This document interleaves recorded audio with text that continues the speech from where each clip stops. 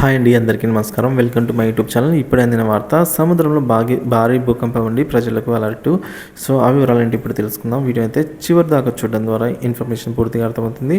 Video నచ్చినైతే తప్పనిసరిగా like చేయండి. ఇంకా సబ్స్క్రైబ్ అవ్వనట్లయితే మన ఛానల్ వెంటనే సబ్స్క్రైబ్ చేసుకోండి. అవునండి, ఇండోనేషియాలో భారీ భూకంపం సంభవించిందని చెప్పుకోవాలి. జావా సముద్ర ద్వీపంలో భారీ భూకంపాలు అయితే వచ్చాయండి. రిక్టర్ స్కేల్లో అయితే 6.2 తీవ్రత నమోదైంది.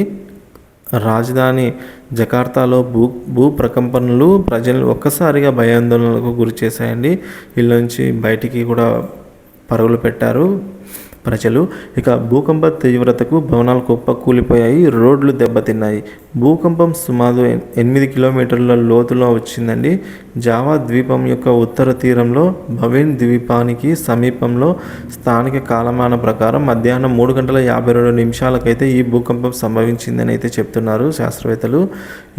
ఇండోనేషియాలో తరచుగా ఇలాంటి భూకంపాలు వస్తూనే ఉంటాయి కాబట్టి ఇక 2021 జనవరిలో సులవేసిలో ద్వీపాన్ని అయితే ఈ భూకంపం కుదివేసిందండి. సో ఈ భూకంపంతో 100 మందికి పైగా మరణించారు అప్పట్లో.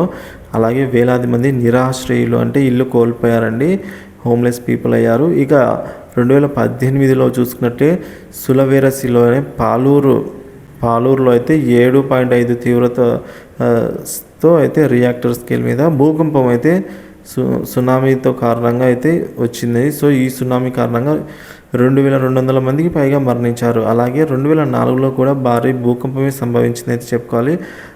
అచే ప్రావిన్స్లో అయితే 9.1 తీవ్రతతో వచ్చిన భూకంపం సునామీకి ఇండోనేషియాలో 170,000 మందికి అయితే పైగా మరణించారు, అంటే 170,000 మందికి పైగా మరణించారండి.